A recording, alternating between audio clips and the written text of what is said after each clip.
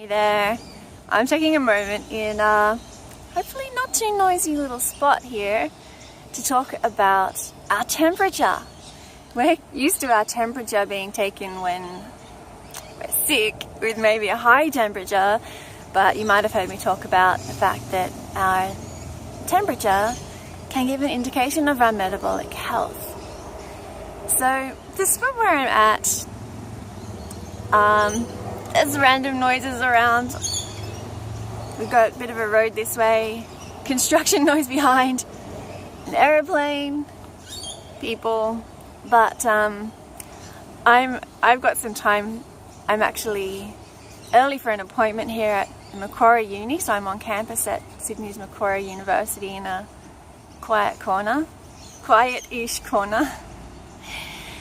And I'm mostly making this little video for people who are in my nutrition coaching group to explain about why I might ask them to take their morning temperature. It's really easy. You only need any old ordinary thermometer, digital or the old mercury kind. Either works fine. And you want to take your temperature ideally in the morning because just, consistent, unless you've been super hot in bed with too many layers on and you're overheated, that's going to affect it, of course. But ordinarily it's fairly consistent time to take our temperature, so it's before you get up, before any food or drink. First thing you do, you have your temperature next to your bed so you can do it straight away, and the reading you get gives an indication of your metabolism, whether it's firing and great, or whether it's slowed down for whatever reason. And this is such a common problem that they reckon that globally, the average temperature for human beings is dropping because our lifestyle and our diets don't tend to look after our metabolic health well enough. Our metabolism is everything. I've been talking to my group about how the energy we give our body is like fuel for a fire. And if we're giving our body everything it needs, the fire is going to be burning hot and consistently.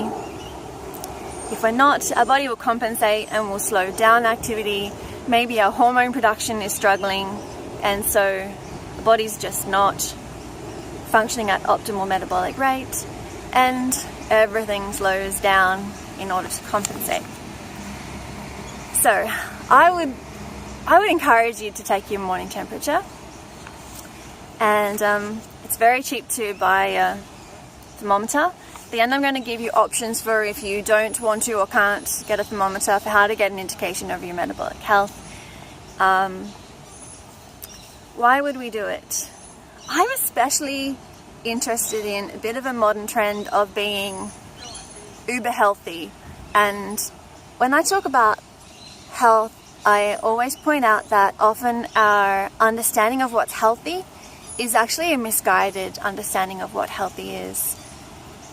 And so healthy is actually giving our body everything it needs, and that includes enough energy intake over the whole day, enough energy from our macronutrients, and enough of the right stuff to support our metabolism, which is driven by hormones. So we need enough of the right nutrients that support healthy hormone production.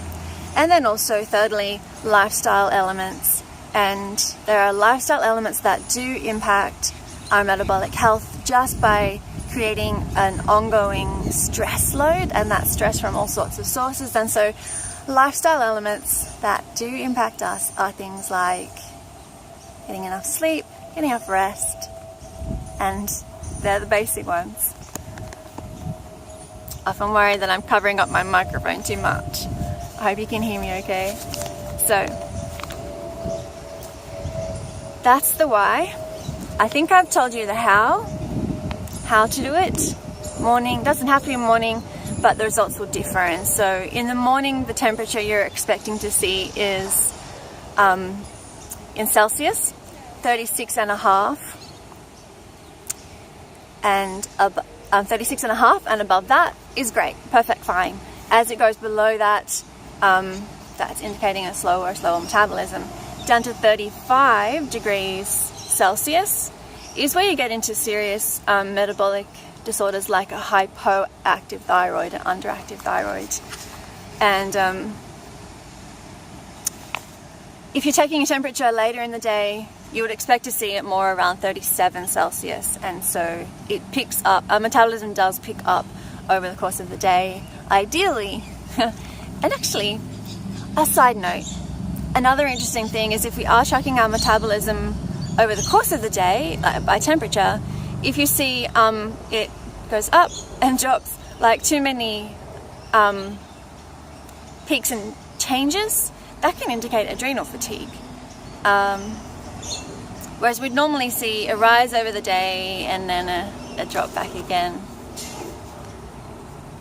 into the nighttime or overnight.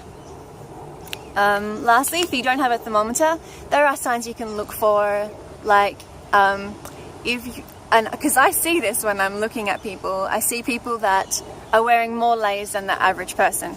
So extra thick jacket, scarf, and they're people who feel the cold more easily. That can often be a sign of a low metabolism, and then you can assess that for yourself. Do other people need as many warm layers as me? And then also energy levels, because a slowed metabolism will make you feel sluggish because your body's trying to conserve energy. And so that tends to go with my third point on this. How much do we feel we need stimulants to get through the day, to have energy, boost ourselves? So they are some pointers to look for if you think this might be a concern. And I'm looking forward to hearing from my group who does this, what a temperature's like. One inspiring thing about this is that it's not hard to improve our metabolism, and I've got another video already that I've done for that, for if we find our temperature is low, oh no, what do we do? I've got a video about that part already. So I'll end this for now, and see you again soon. Oh, okay, wait, so one thing to add, forgot to say, bit more of the precise of the details. With your thermometer, best place to put it is under the tongue. I'm sorry, I'm not meaning to give you super close up. Under the tongue, to the back, to one side. That's where it's going to be cozy and warm, surrounded by flesh in there, no air pockets. If people just put it in a little bit to here, I can tell. I say, all the way under the tongue, to the back, to one side. Can even change sides halfway through if you want to give another warm spot. You can pre-warm the thermometer in your hand a little. And also 2 whole minutes. Sometimes the digital thermometers bip after like a minute, but actually it can continue to rise for another 30 seconds or 60 seconds after that. Even after the digital thermometer bips, it will still keep reading, might go higher. So 2 minutes under the tongue. And that's the way to do it, to get a more accurate basal metabolic rate, BMR. Reading of the core body temperature for an indication of basal metabolic rate. And you can Google these things. I was also going to say that whenever I promote something, I try and research it and read what is said against it, to make sure that there's kind of some solid support for this. Some things I talk about are controversial, but I've done the background research, and this one's pretty solid. There's plenty of people saying this is an honest indicator of metabolic rate. So give it a go. Okay, bye.